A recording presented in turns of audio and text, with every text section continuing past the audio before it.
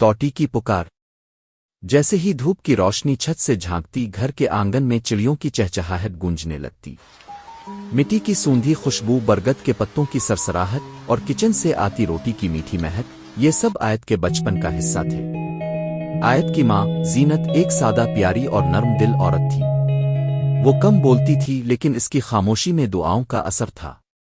वो हर सुबह आयत के बालों में कंघी करते हुए कहती, मेरी गुड़िया, जब भी कोई बुरा वक्त आए, अल्लाह को याद करना, वो हर जुल्म का जवाब देता है।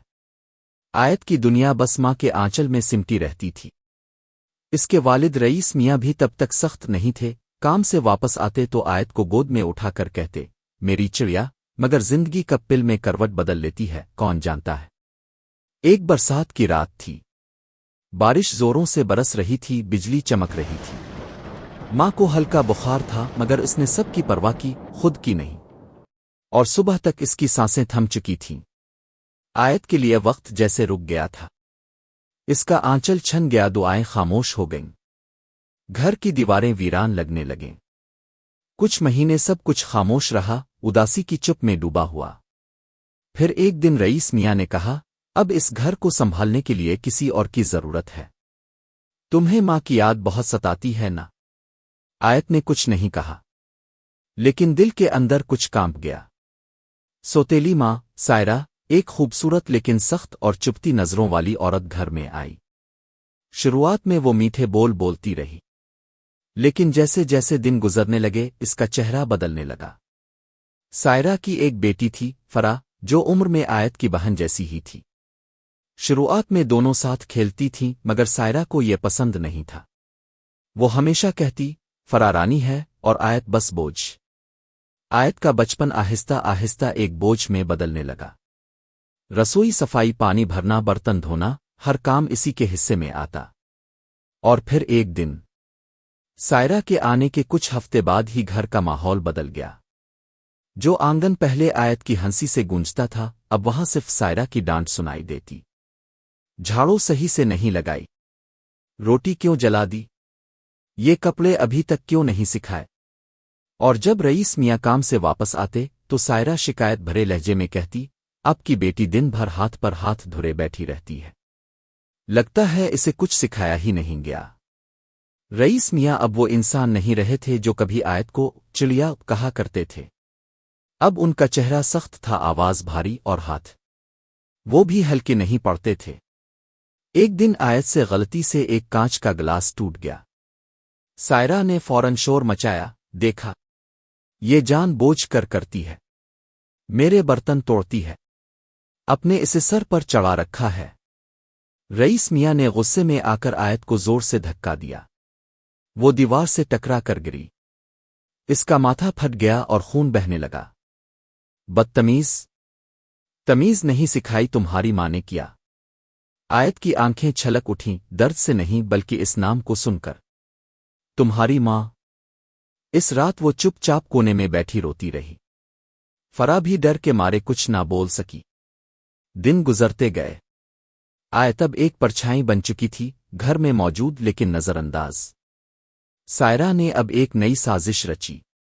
रईस मियाँ, ये लड़की अब बड़ी हो रही है, इसके हाथ पीले करो, आप फिर किसी रिश्तेदार के यहां भेज दो। रईस ने कहा, कहाँ भेजूं? कोई पूछता ही नहीं इसे। सायरा की आंखों में एक और मंसूबा चमक उठा।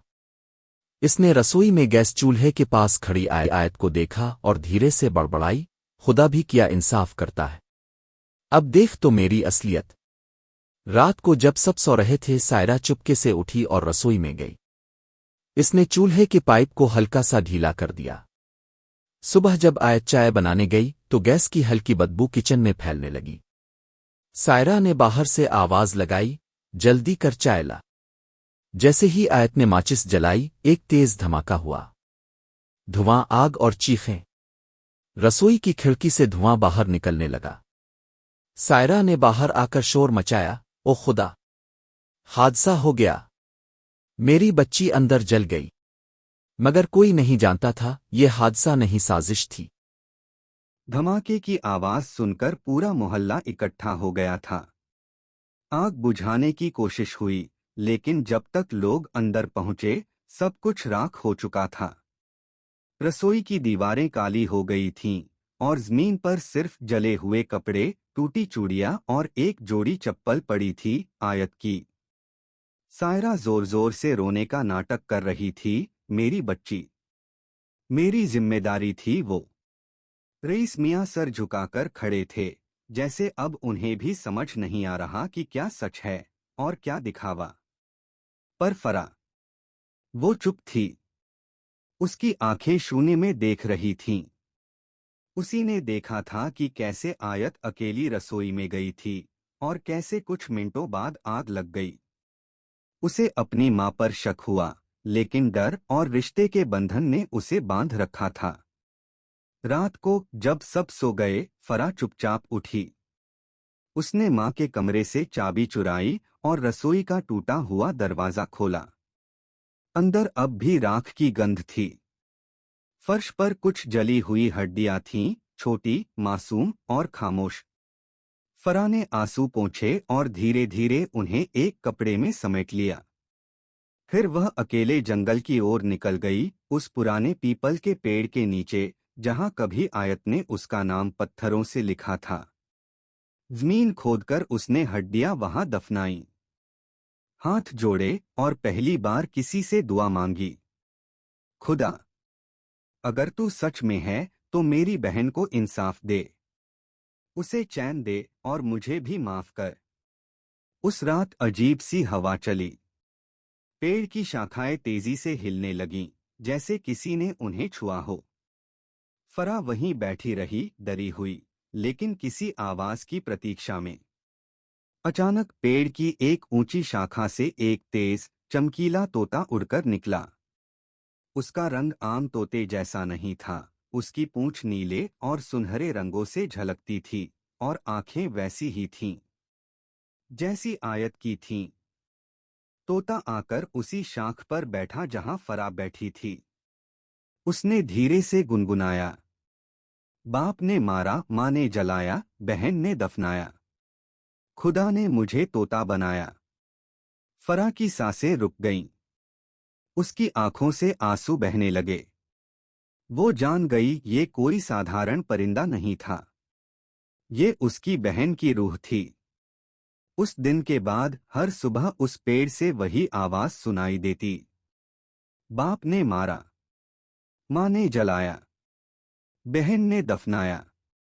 मोहल्ले के लोग डरते थे उस जगह से। पर फरा रोज वहां जाती, पानी लेकर, दाना लेकर और तोते से बात करती। वो कहती, माफ कर दो आयत, मैं तुम्हारी बहन होते हुए भी तुम्हें नहीं बचा सकी। तोता उसकी तरफ देखता, सिर झुकाता और एक बार फिर वही लोरी दोहराता, जैसे उसे याद दिला रहा हो कि इंसाफ अभी बाकी है। वक्त बीतता गया, लेकिन उस पेड़ पर बैठा तोता रोज वही बोल दोहराता रहा। बाप ने मारा, माँ ने जलाया, बहन ने दफनाया, खुदा ने मुझे तोता बनाया। शुरू में लोग इसे बस एक अजीब इत्तेफाक समझते थे, सोचते थे कोई बच्चे ने सिखाया होगा। पर धीरे धीरे जब हर आने जाने वाला वही पंक्ति सुनता और वही दर्द महसूस करता, तो गांव में फुसफुसाहटें शुरू हो गईं। इस तोते की आवाज कुछ जानी पहचानी लगती है। क्या ये रईस मियां की बेटी की आत्मा है? क्या वो सच में मारी गई थी? फरा हर रोज उस पेड़ के नीचे बैठती और तोते से बात करती। वह उसे अपनी किताबें पढ़कर सुनाती, उसके लिए पानी और दाना लाती और कई बार अपनी माँ को घूरते हुए कहती, झूठ कितने दिन छुपेगा अम्मी। सायरा अब चिढ़ने लगी थी। वह अक्सर तोते की आवाज पर झल्ला जाती, कितनी बार सुनेगी यही बात। पागल बना दिया है इस परिंदे ने। पर रईस मियां का हाल और भी अजीब हो गया था। उस तोते की आवाज सुनते ही उनकी पेशानी पर पसीना आ जाता। एक रात उन्होंने सपना देखा, आयत उसी पेड़ के नीचे खड़ी थी, जलते हुए कपड़ों में। वह कह रही थी, अब्बा, आपने मेरी आंखों में देखा था न बचपन में? अब देखिए, क्या आप इनसे बच सकते हैं? रईस मियाँ घबराकर उठ बैठे। सायरा ने कहा, अब आप भी वहम पालने लगे? पर रईस जानते थे वह एक वहम नहीं, एक सच्चाई थी जिसे वो रोज दबा रहे थे। एक दिन गांव में एक बड़ा मेला लगा। बहुत लोग आए, बाहर से भी। जब एक दरवेश उस पेड़ के पास पहुंचा तो उसने तोते की आवाज सुनी और तुरंत रुक गया। उसने आंखें बंद की और कहा, यह परिंदा नहीं, यह रूह है। इसकी पुकार इंसाफ मांग रही है। लोग इकट्ठा हो गए। फरा सामने आई और पहली बार उसने सबके सामने सच कहा। इस तोते की आवाज मेरी बहन आयत की है। मेरी माँ ने उसे मार डाला और अब वो रूह बनकर वापस आई है इंसाफ मांगने। सायरा हंसी, पागल हो गई है ये लड़की। लेकिन तभी तोते ने जोर से कहा। सायरा ने जलाया, रईस ने मारा, रईस ने मारा, रईस ने मारा। ये पहली बार था जब उसने रईस का नाम दोहराया, सबके सामने, सबकी जुबान पर छा गया। गांव वाले सन्न रह गए। अब सिर्फ डर नहीं था, अब शक यकीन में बदल रहा था। गांव की हवा भारी हो चुकी थी। पेड़ पर बैठा तोता अब सिर्फ एक बोल नहीं दोहराता था, वो नाम भी लेने लगा था। रईस ने मारा, सायरा ने जलाया। लोगों के लिए यह अचंभे की बात थी। गांव का इमाम, मौलवी साहब और पंचायत के बुजुर्ग इकट्ठा हुए। उन्होंने रईस मियाँ को बुलाया और सवाल किए, तुम्हारी बेटी की मौत हादसा थी या कुछ और? क्यों सिर्फ वही रसोई में थी? क्यों उसकी चप्पलें अब तक वही हैं? और ये तोता बार बार वही जुमला क्यों कहता है? रईस मियाँ का चेहरा सफेद पड़ गया। उनकी आंखों के नीचे की नसें फड़कने लगीं। भीड़ में फरा खड़ी थी, हाथ में वो कपड़ा थामे हुए जिसमें उसने आयत की जली हड्डियां समेटी थीं। अब्बा, उसने कहा, आपके हाथों की थाप अब लानत बन चुकी है। रईस की आंखें भर आईं। वह जमीन पर बैठ गए। कांपते हुए कहा, मैंने उसे मारा, पर मैंने उसे मारना नहीं चाहा था। सायरा कहती थी कि वो सिर पर चढ़ गई है। उस दिन बस गुस्से में धक्का दिया। सायरा चीख उठी, चुप रहो, सब झूठ है ये। लेकिन तब तक देर हो चुकी थी। फरा ने वह कपड़ा खोला, राख राख के बीच एक टूटी हुई चूड़ी और जली हुई लकड़ी की छोटी सी मूर्ति जिसे आयत ने बचपन में बनाया था। गांव वाले स्तब्ध रह गए।